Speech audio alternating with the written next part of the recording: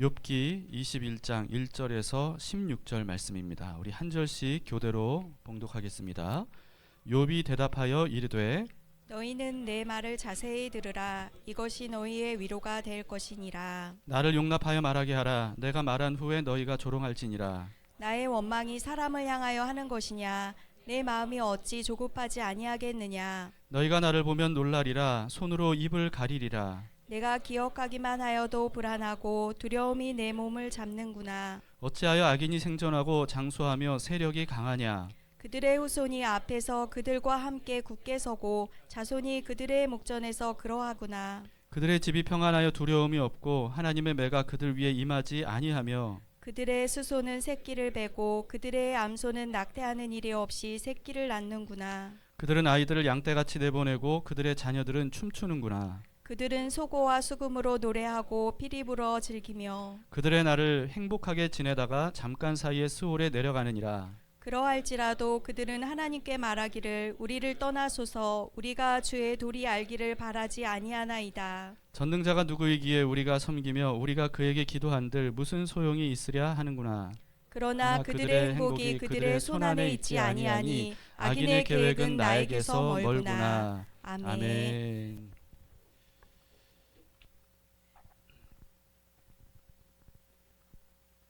이유를 알 수 없는 엄청난 고난을 겪는 중인 욥을 위로하려고 새 친구가 찾아왔었죠. 그런데 이 새 친구들이 오히려 욥을 더 괴롭게 만듭니다. 세상 만사 인과응보다 이런 원리를 그냥 들이대는 거예요.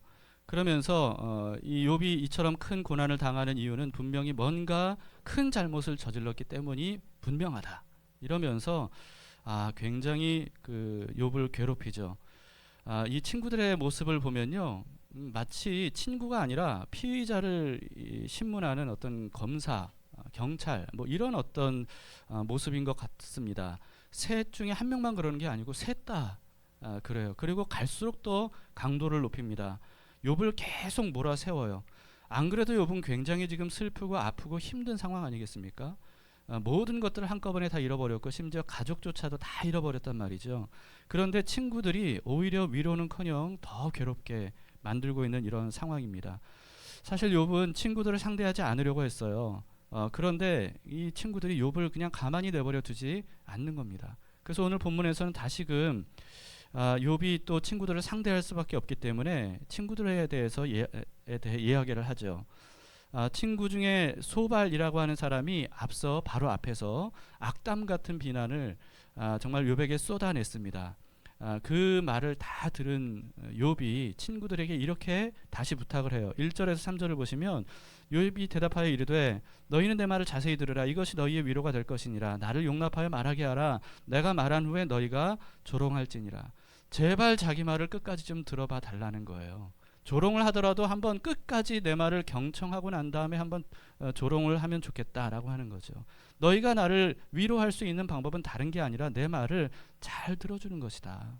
지금 이런 얘기를 하는 겁니다. 욥이 굉장히 답답하다는 것을 여기서도 느낄 수가 있죠. 욥의 친구들은 정말 근거 없이 욥의 말을 듣지 않고 욥을 계속 비난하는 거예요.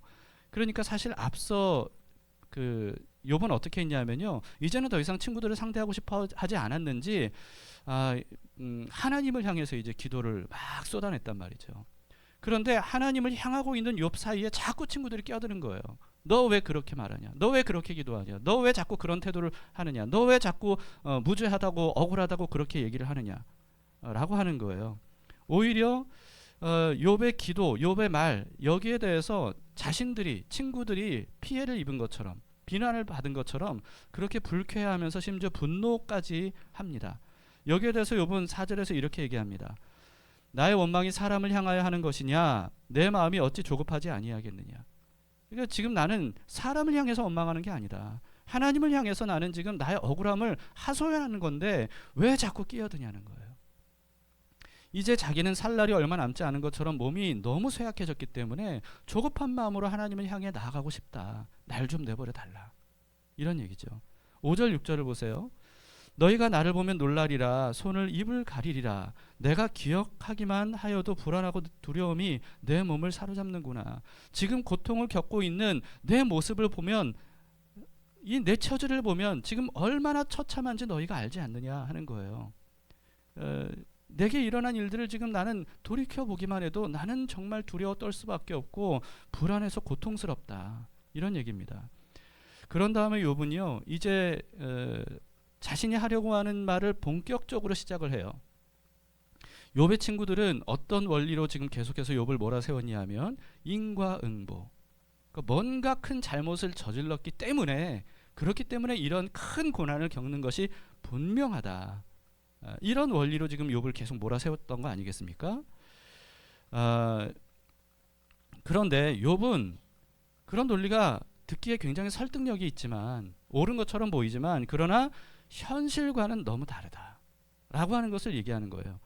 현실이 어떻다는 거예요. 만약에 인과응보의 원리가 모든 사람들에게 적용된다면, 그렇다면 지금 현재 악인들의 삶을 봐라. 악인들이 어떻게 이렇게 살 수 있느냐는 거죠. 7, 8절을 보세요. 어찌하여 악인이 생존하고 장수하며 세력이 강하냐. 그들의 후손이 앞에서 그들과 함께 굳게 서고 자손이 그들의 목전에서 그러하구나 라고 하는 거예요.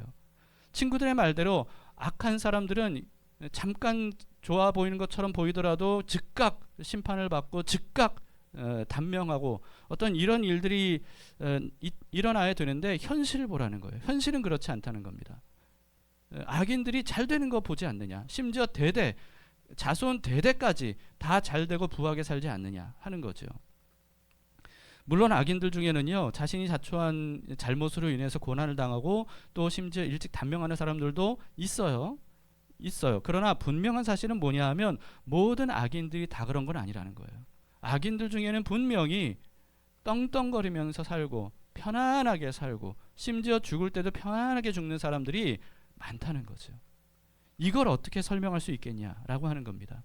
심지어 그 1대뿐만 아니고 2대, 3대 대대로 계속해서 악인의 집이 잘 되고 강성해지는 것을 우리는 보고 있지 않느냐 하는 거죠. 우리나라의 비극적인 역사 속에서도 이런 사례들을 얼마든지 볼 수 있는 거 아니겠습니까? 우리나라가 일본의 그 강제적인 압제를 당할 때, 그때 독립유공자들은요 정말 모든 것을 다 헌신하고 바쳐서 나라를 지켰잖아요. 나라를 지키려고 그렇게 모든 것을 바쳤죠. 그런데 독립운동하느라고 모든 재산을 다 사실은 다 탕진하고 잃어버렸어요. 거기에 다 투자했으니까. 그러다 보니 가난을 면할 길이 없었던 거죠. 이 가난이 대물림되고 대물림돼서 오늘날에도 이 독립유공자의 가족들이 굉장히 어렵게 사는 이와 같은 현실적인 문제를 우리는 보게 됩니다. 독립유공자들뿐만 아니고요, 이 정말 험한 시대에 복음과 신앙과 교회를 지키기 위해서 목숨까지 아끼지 않았던 순교자들도 마찬가지예요. 그 순교자들도 자신의 모든 것을 하나님께 바치면서 민족을 위해, 나라를 위해, 또 이웃을 위해 헌신하다 보니까 가진 게 없는 거예요. 그래서 그 대대로 이 순교자들의 집안이 힘들고 어렵게 사는 경우들이 너무나도 많이 있다는 거죠. 반면에 자신의 성공을 위해서 나라도 팔아먹고 교회도 팔아먹은 사람들, 이런 사람들은 어떻습니까? 그렇게 팔아먹어서 부와 권력을 거머쥐고 이 부여잡은 부와 권력을 자손 대대까지 계속해서 대물림하면서, 그러면서 잘 사는 가족들이, 그 가문들이 얼마나 많냐는 거죠. 과거뿐만 아니라 지금도 마찬가지입니다. 악한 사람들은 악하고 부정한 방식으로 점점 더 큰 돈을 벌고 그 돈으로 권력도 쥐고요. 그리고 그것으로 또 많은 사람들의 떠받드는 그런 부러움의 대상이 되기도 하는 것이 이 현실에 굉장히 비일비재하게 일어나는 일입니다. 욥은 친구들에게 그걸 지금 말하고 있는 거예요. 시대를 막론하고 이와 같이 악한 사람들 중에도 잘 사는 사람들이 있지 않느냐. 그런데 어떻게 인과응보의 원리로 모든 것을 다 해석할 수 있다고 말하느냐라고 하는 거예요. 우리는 이런 악한 사람들이 잘 되는 모습을 볼 때 도대체 하나님은 뭐 하시나, 저런 사람 벼락 때리셔야 되는데 즉각 그냥 좌표 딱 정해가지고 그냥 딱 치셔야 되는 거 아닌가, 우리는 그런 생각을 합니다. 그런데 현실은 그렇지가 않죠. 9절에서 11절을 보세요. 그들의 집이 평안하여 두려움이 없고 하나님의 매가 그들 위에 임하지 아니하며 그들의 수소는 새끼를 베고 그들의 암소는 낙태하는 일이 없이 새끼를 낳는구나. 그들은 아이들을 양떼같이 내보내고 그들의 자녀들은 춤추는구나.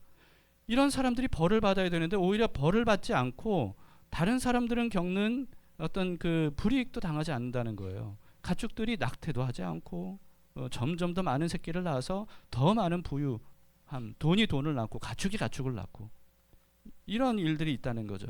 심지어 그들은 즐거워하면서 화목하기까지 지낸다는 거예요. 12절 13절을 보세요. 그들은 소고와 수금으로 노래하고 피리 불어 즐기며 그들의 날을 행복하게 지내다가 잠깐 사이에 스올에 내려가느니라. 지금으로 치면 무슨 뜻이냐면요, 정말 세계의 좋은 곳들 마음껏 여행하고 다니면서 정말 세계의 맛있는 것들 그냥 마음껏 먹고 다니면서 또 그 아플 때는 최고의 의료 혜택을 누리면서 그러면서 건강하게 오래오래 살다가 죽을 때도 너무 편안하게 그렇게 죽는다는 거예요. 악한 사람들이. 수없이 많은 악을 저질렀는데 인생에서 단 한 번의 재난도 겪어보지 않고 그리고 편안하게 죽는 악인들이 얼마나 많은가. 이게 바로 현실이다 라고 하는 것이죠. 14, 15절을 보세요. 그러할지라도 그들은 하나님께 말하기를 우리를 떠나소서 우리가 주의 도리 알기를 바라지 아니하나이다. 전능자가 누구이기에 우리가 섬기며 우리가 그에게 기도한들 무슨 소용이 있으랴 하는구나. 네, 여기는요, 이들이 이 악한 사람들이 하나님께 존댓말한 것처럼 번역이 되어 있지만 이 원어는 존댓말 반말이 따로 있는 게 아니에요. 악인들은 오히려 반말로 하나님께 막 이렇게 얘기했겠죠. 도대체 나를 떠나가라. 신 필요 없다. 하나님 필요 없다. 하나님 없어도 난 잘 살 수 있다. 내 주먹을 믿는 게 더 낫다. 이러면서 하나님을 없다고 말하고 부정하고 심지어 대적하기까지 하죠. 이런 악인들이 있다는 거예요. 그런데도 그들은 잘 살더라는 거죠. 욥은 만약에 새 친구들의 논리대로라면 이런 현실을 도대체 어떻게 봐야 되느냐라고 하는 겁니다.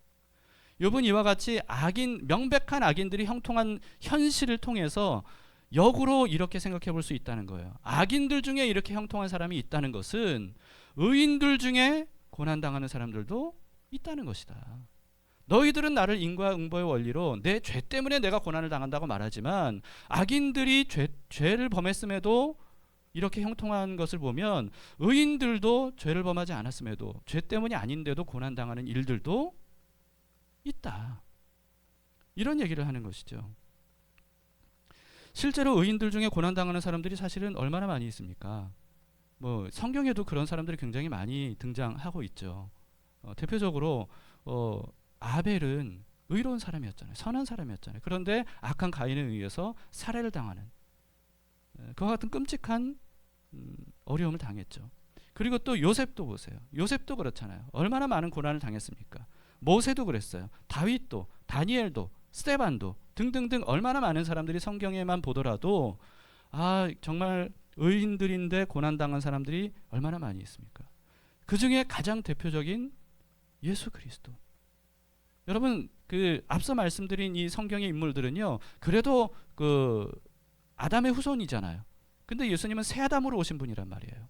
하나님의 거룩한 아들로서 전혀 어떤 인간의 그 죄로부터 조금의 어떤 오염되지 않은 그런 하나님의 아들로 오신 분이 바로 예수 그리스도이세요. 그런데 그런 분도 얼마나 많은 고난과 아픔을 당하다가 십자가에서 처참하게 죽으셨냐 라고 하는 겁니다.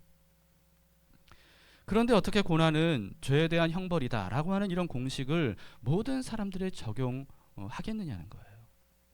욥의 세 친구들은 지금까지 우리가 쭉 살펴보면요, 아주 뭔가 유식하고 뭔가 지혜롭고 심지어는 뭔가 굉장히 경건해 보이기까지 하는 어떤 그런 말로 욥을 몰아세우면서 정죄했었습니다.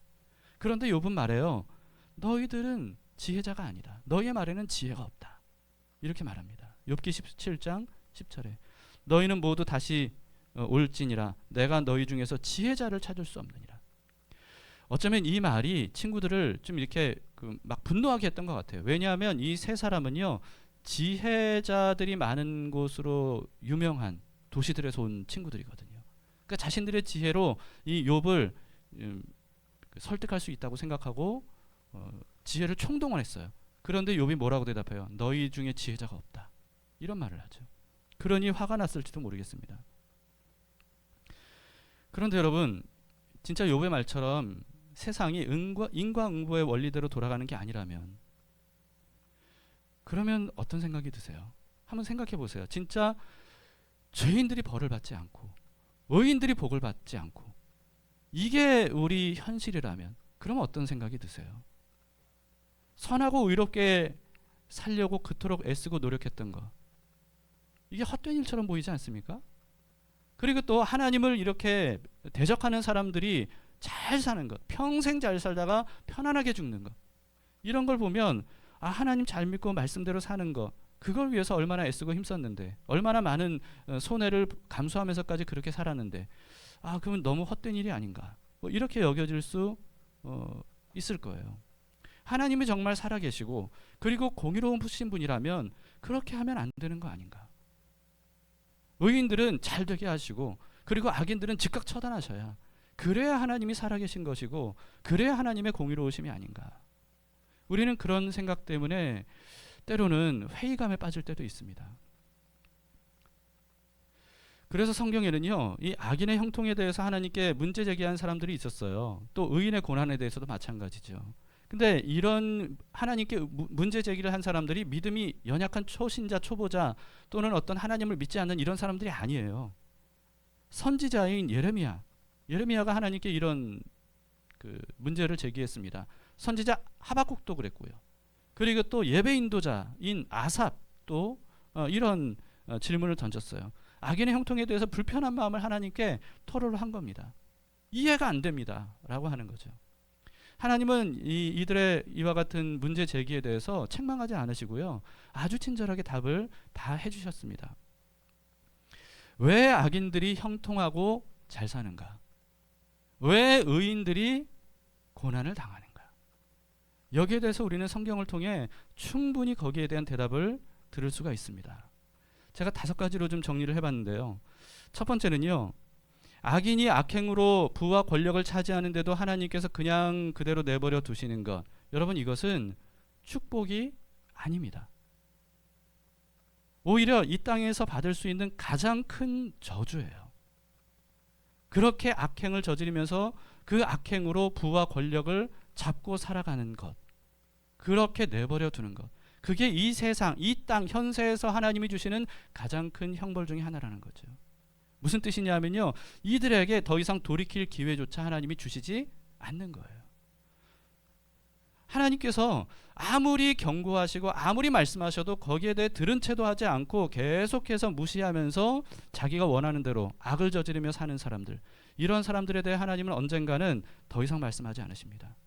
그냥 그대로 악을 행하면서 살도록 내버려 두시다가 결국은 망하도록 하시는 거예요. 이게 어떻게 축복이냐는 거죠.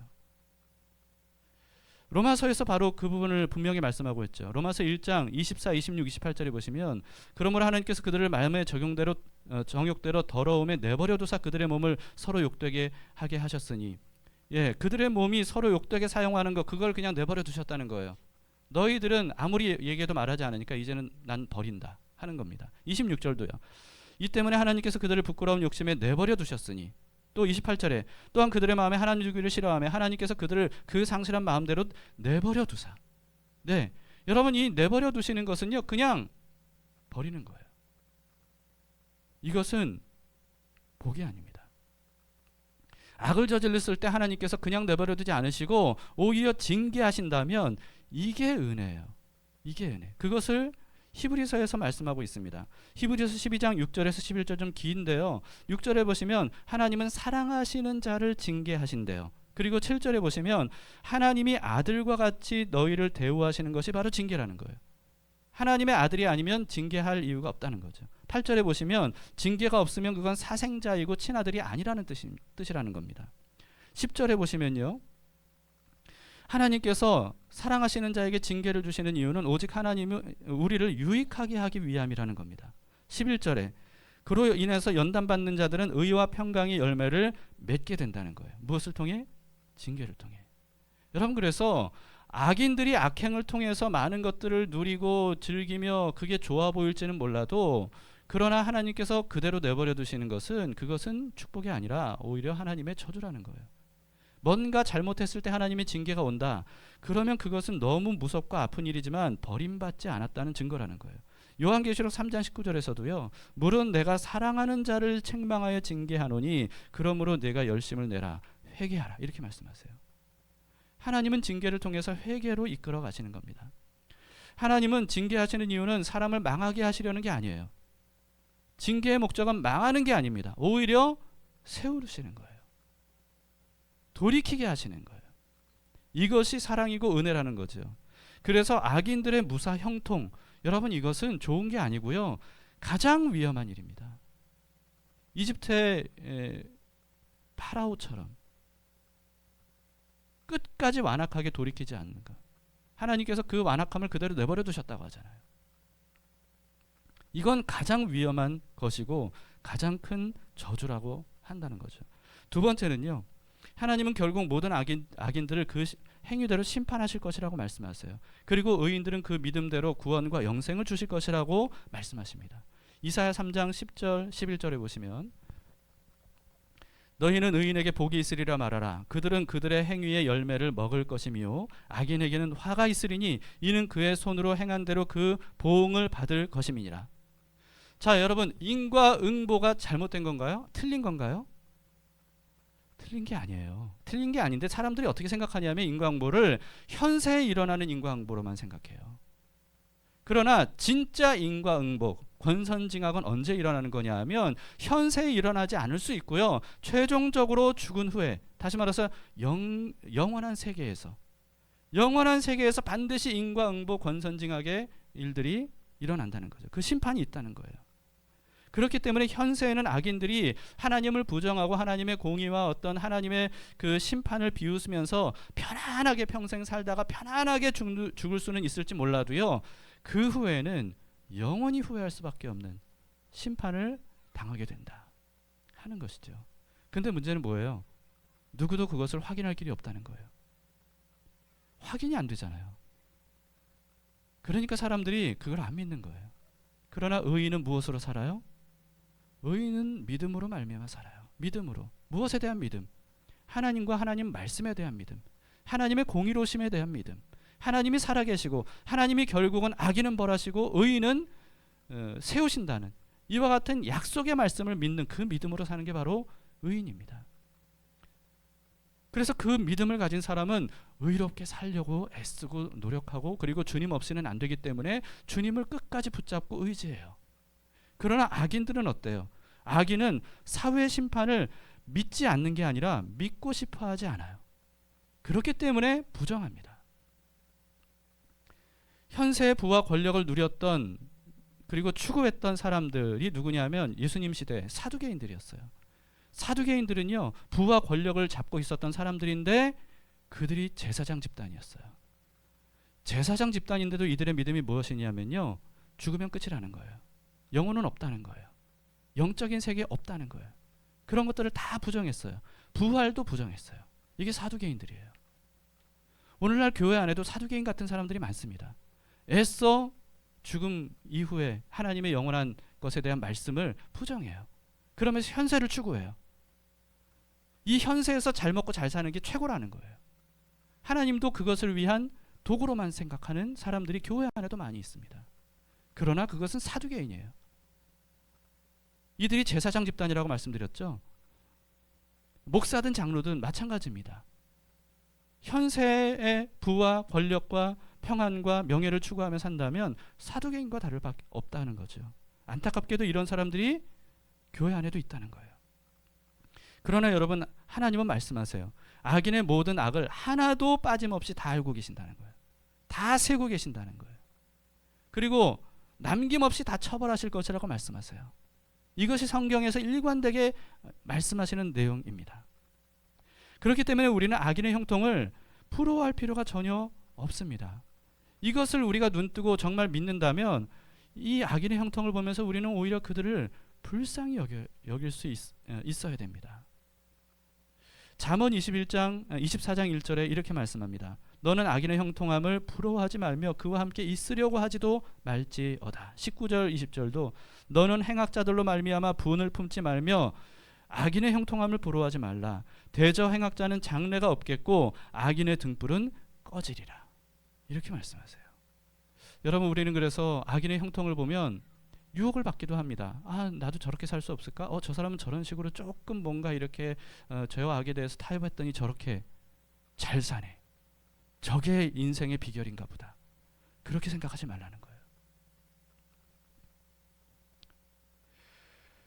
여러분, 하나님은요, 그리스도와 함께 옛사람이 십자가에 못 박혀 죽고, 그래서 그리스도 안에 있는 믿음의 사람들, 이런 사람들을 의인으로 여겨 주십니다. 그리고 추수감사절 때 말씀을 나누었듯이 하나님께서 이와 같이 믿음으로 의롭게 된 사람들을 알곡과 열매를 추수하시듯이 결국은 하나님의 집안으로 거두어 들이실 거예요. 그리고 그럴 때 동시적으로 이 평생 하나님을 거부하며 악하게 살았던 모든 사람들, 예수 그리스도의 의의 옷, 그것을 무시하면서 살아왔던 사람들에 대해서는 영원한 형벌을 주실 것이라고 말씀하셨죠. 이 사실을 믿으시기 바랍니다. 오직 의인은 믿음으로 삽니다. 그래서 악인의 형통을 부러워하지 말고, 악인의 형통 때문에 분노하지 말고, 마음의 불편함을 갖지 말고, 자꾸 그렇게 세상에 악한 사람들이 잘 되는 거 거기에 마음 쓰지 말고, 우리에게 영원한 약속을 허락하신 하나님을 바라보라는 거예요. 하나님과 함께 동행하라는 거예요. 그리고 세 번째는요, 그래도 우리는 하나님께서 악인들을 즉각 처벌해 주기를 원하는 마음이 있잖아요. 근데 한번 생각해 보세요. 만약에 하나님이 진짜 현세에 어떤 악을 저질렀다, 그럼 즉각 막 번개를 던지셔가지고 막 즉각 처벌하시고, 그래서 죄 지었다 하면 바로 그냥, 여러분, 이렇게 즉각 처벌하신다면 어떨까요? 정말 그걸 바라십니까? 정말 그러길 바라세요? 만약 정말 그렇게 된다면 이 세상은 어떤 세상이 될까요? 정말 두려움과 공포의 세상이 될 거예요. 어느 누구도 자유를 누리며 살지 못할 겁니다.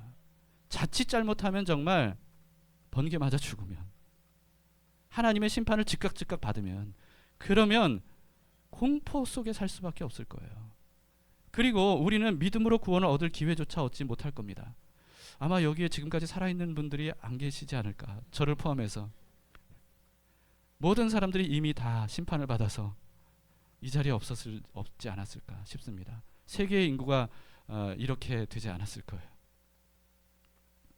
로마서 3장 25절에 이렇게 말씀합니다. 이 예수를 하나님이 그의 피로써 믿음으로 말미암는 화목제물로 세우셨으니 이는 하나님께서 어떻게 하신다고요? 길이 참으시는 중에 전에 지은 죄를 간과하심으로 자기의 의로우심을 나타내려 하심이니. 하나님은 길이 참으시는 분입니다. 베드로후서 3장 9절도요. 주의 약속은 어떤 이들이 더디다고 생각하는 것 같이 더딘 것이 아니라 오직 주께서는 너희를 대하여 어떻게 하신다고요? 오래 참으사 아무도 멸망하지 아니하고 다 회개하기에 이르기를 원하시느니라. 여러분, 하나님께서 악인들에 대해 오래 참으시는 거 답답하십니까? 그러나 오래 참아주시는 것이 은혜예요. 악인들에게만이 아니라 악인들이었던 우리에게도 그게 은혜입니다. 그 덕분에 우리도 구원을 얻을 수 있었던 겁니다. 끝까지 참으시고 기다리시면서 기회를 주시는 하나님. 여러분, 그 하나님에 대해서 우리는 불평할 게 아니고요, 오히려 감사해야 되는 거예요. 감사해야 되는 겁니다. 하나님, 악에 대해 즉각 심판하지 않아 주셔서 감사합니다. 이 마음이 오히려 우리에게 있어야 되는 거죠.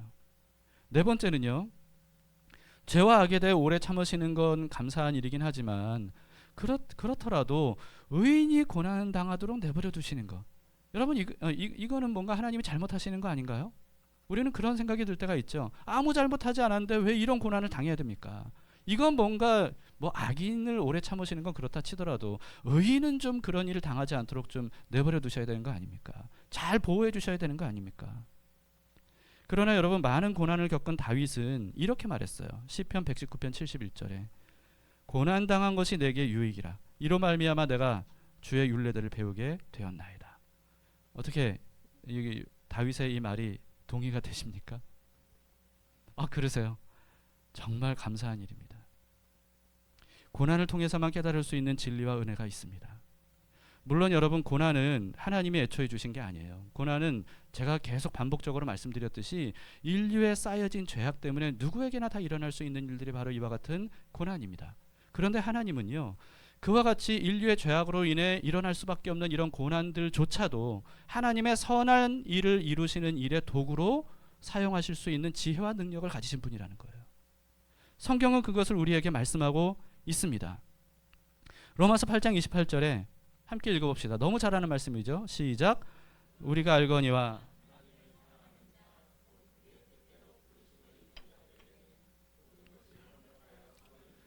네, 하나님의 뜻대로 부르심을 입은 사람들에게는요, 모든 것이 합력하여 선을 이룬다. 이 모든 것은 진짜 말 그대로 모든 것이에요. 우리가 이해를 잘할 수 있을지 모르겠지만 심지어 사람들이 저지르는 죄와 악도 하나님께서 죄와 악을 저지르도록 하셨다는 뜻이 아닙니다. 사람들이 저지르는 죄와 악, 하나님이 하지 말라고 하신 그 죄와 악조차도 하나님은 하나님의 선한 뜻을 이루시는 재료로 사용하실 지혜와 능력이 있으신 분이다.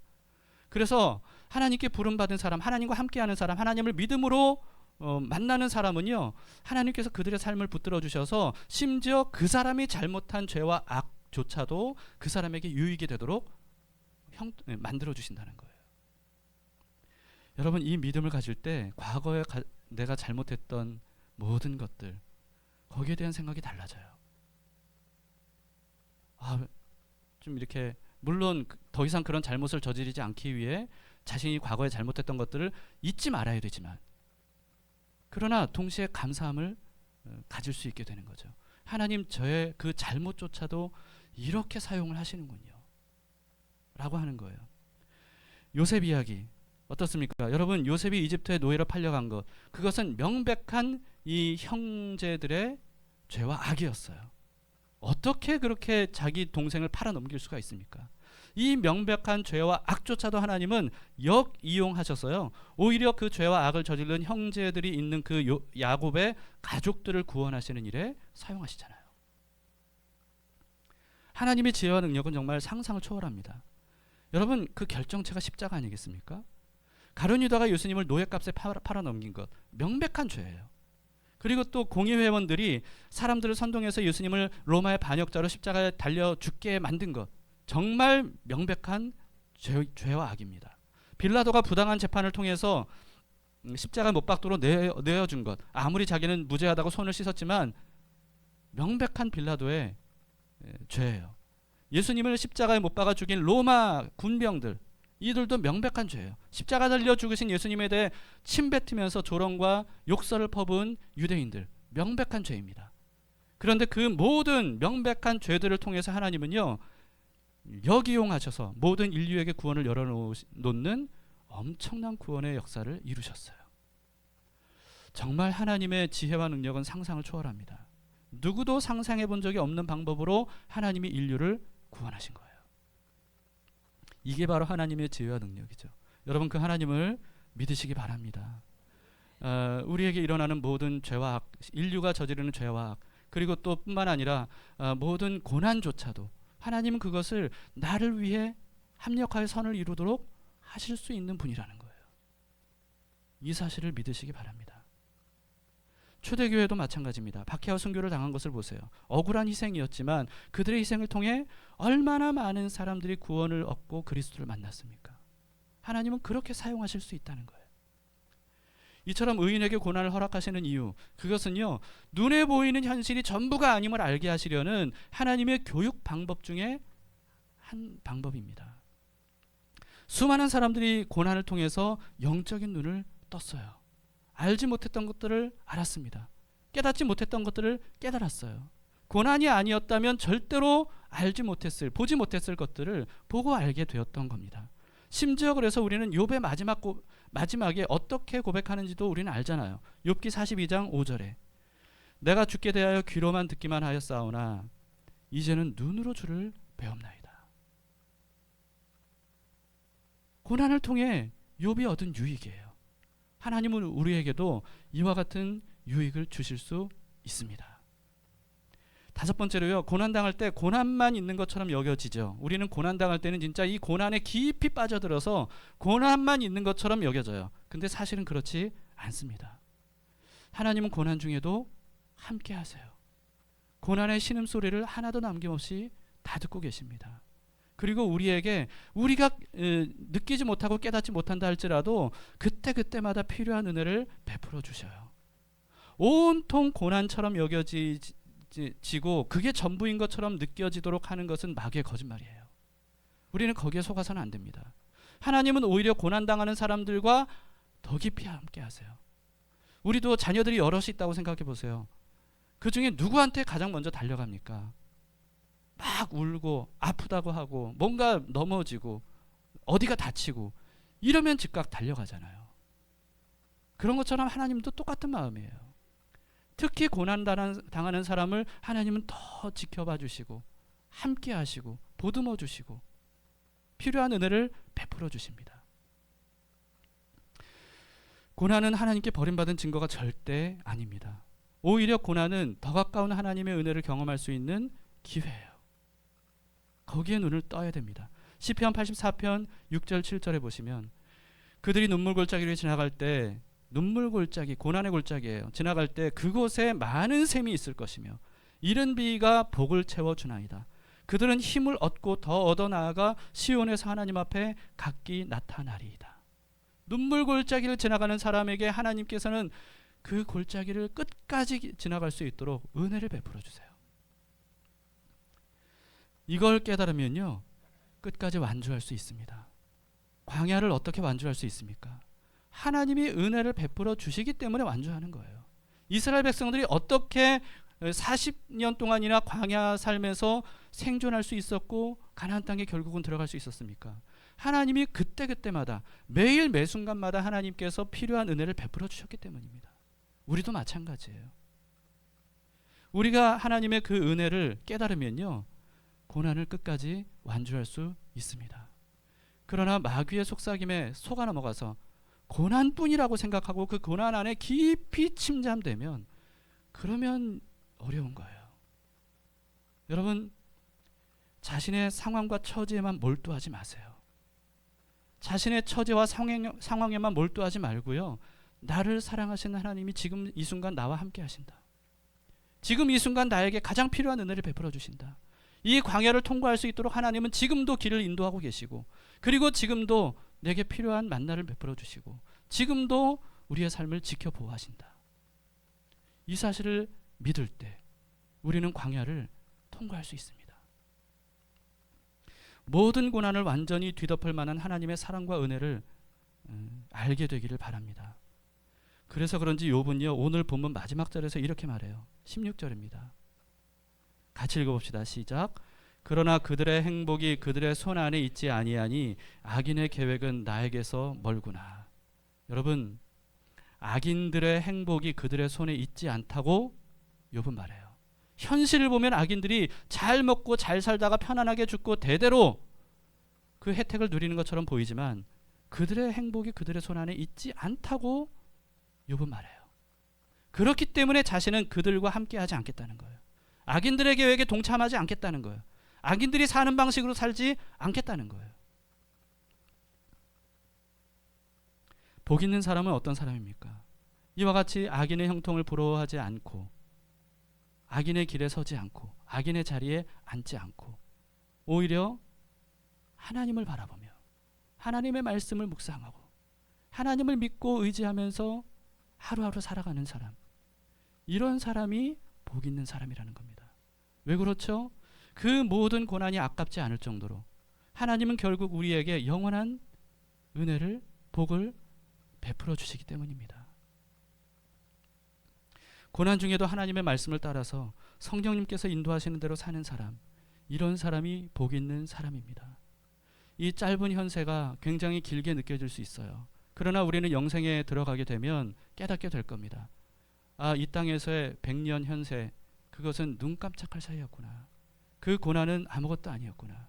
그 고난이 더 이상 기억나지 않을 정도로 하나님은 우리에게 영원한 천국에서 한없는 복과 은혜를 누릴 수 있도록 해주실 겁니다. 여러분, 눈에 보이는 게 전부가 아닙니다. 그것은 고난의 때에 우리는 알게 돼요. 고난을 헛되게 보내지 맙시다. 고난을 억울하게 보내지 맙시다. 고난을 통해 주시는 은혜, 고난 중에 함께 하시는 하나님 만나고 바라보고 믿음으로 살아가면 고난이 아깝지 않는 삶을 우리가 살아갈 수 있습니다. 욥을 통해 가르쳐 주시는 고난에 대한 깊은 묵상이 우리 모두에게 있음으로 인하여서 결국 우리도 욥처럼 고백할 수 있기를 바랍니다. 주님, 이전에는 제가 귀로 듣는 것처럼 주님에 대해 어렴풋이만 알았는데 이제는 눈으로 배옵는 것처럼 하나님을 뚜렷하게 만나고 함께 살고 있습니다. 이런 고백을 할 수 있는 우리 담길 가족 모두가 되시기를 축복합니다. 아멘.